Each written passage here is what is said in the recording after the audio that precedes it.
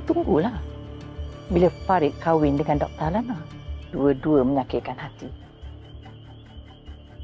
I percayakan you sebab you cakap you mampu pisahkan Farid dengan Mariam. Itu aja. Dah pisah dah pun kan? Sampai dah cerai dah pun. Apa lagi Mama nak? Mama ni tak tahu nak buat apa sebenarnya. Cakap je lebih.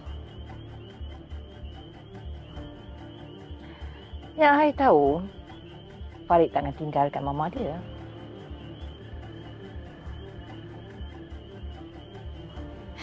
Balik-balik modal yang sama. Kalau Mama nak tahu, Farid dah banyak kali dah cakap nak ceraikan Bella. Tapi sampai sekarang, Ma, tak pernah pun cerai. Mama nak tahu kenapa? Sebab Farid tahu yang Bella ni terbaik untuk dia, Ma.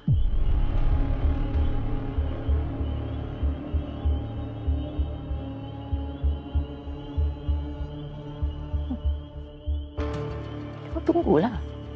Bila Farid kahwin dengan Dr. Alana, engkau dengan Mariam boleh berambus.